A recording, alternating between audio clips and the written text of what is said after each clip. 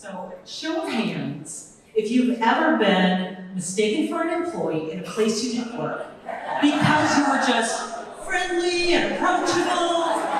Yeah, these are my people, absolutely. So, I happened to be out shopping in a department store, browsing the shoes, and I saw a woman with a small child. And they caught my attention. She was on a mission. But her little guy had a dinosaur in each hand, and he's doing the jump and the roar and having the time of his life. And I couldn't help but smile. And so she looked and took a couple steps toward me and said, "Do you work here?" I said, "I do not work here. But how can I help?"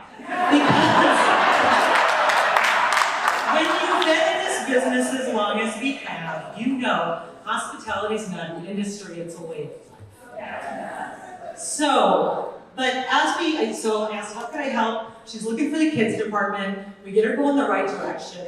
And as we part ways, I couldn't help but wonder, do you work here? What an interesting question. I wasn't wearing a uniform, wasn't wearing a name tag. Yet somehow she looked across the room, saw me, and thought, this woman's an employee. And so that led me to the question of why is it when we see people demonstrating hospitality, we assume we're finding people at their job and not just in their life? Well, there might be a couple of reasons, one of which could be this rise of incivility. For those of us who are familiar with SHRM, Society of Human Resources, resource managers, they've done a lot of work on the rise of incivility in the workplace. And if it's happening at work, we know it's happening in our lives. Over 2/3 of workers have experienced or witnessed incivility within the past month, and over half within the past week. Couple that with information on the growing mental health concerns, even crisis. In their 2024 report, the American Psychological Association echoed what we've seen with reports from the World Health Organization. Specifically, I found this really interesting. 1 out of 2 young adults reports feeling anxious always or often within the past year. And that same report cited that truth for 1 out of 3 overall adults. So look around the room for just a moment. People aren't having those high hospitality moments in their lives. Maybe that's why they think we're at work. And there's an opportunity to fix it and change it. And so hospitality trainers, it's time to let the world know about our superpower.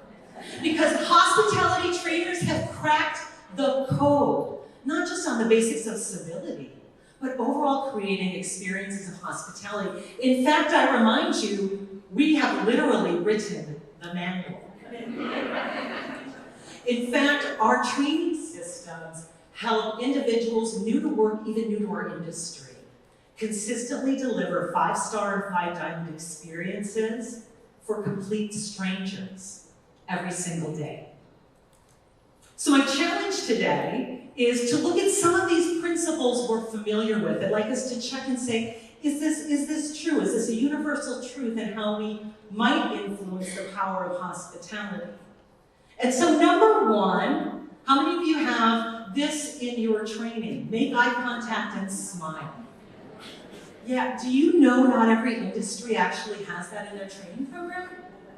I talk with individuals, they say, you really have to train people to make eye contact and smile? Yeah. We do, because if you don't say it, they don't do it. But more importantly, making eye contact and smile is about acknowledging, I see you, and I'm glad you're here. Make eye contact and smile is a way of us reminding ourselves and our employees that people are never an interruption to our business, they're the purpose of our business. And so my challenge for us today, that's an example of how we teach the art of connection, but trainers in the hospitality arena with this superpower, it is time to practice what we teach. Take a moment, make eye contact and smile to the handful of individuals with you at your table. Right now, this is not a long activity. We're going to elevate the energy in just a moment.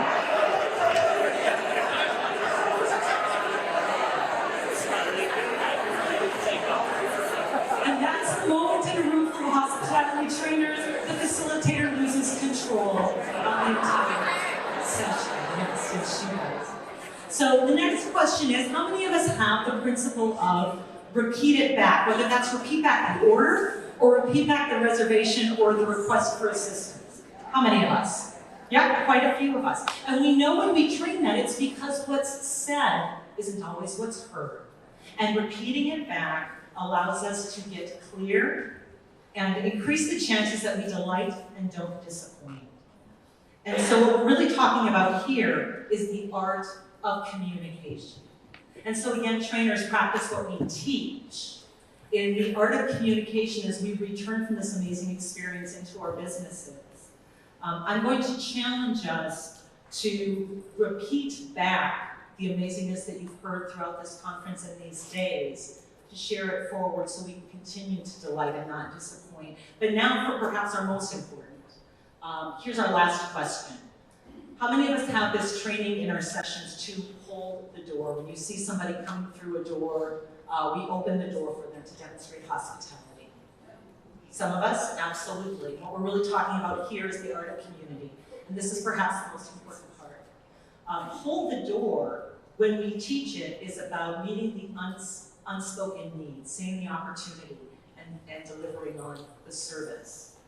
But I'm going to challenge us today to take your superpowers as hospitality trainers beyond our four walls and beyond our front lines, and elevate hospitality training and behaviors through our organizations, through our executive teams, in our communities, and in our world. Because there is a need. There is this need of civility and kindness, and it should be normal to see people who are kind demonstrating these habits of hospitality, and believe that we've all met one another someplace in our life, and not just in our job. Thank you.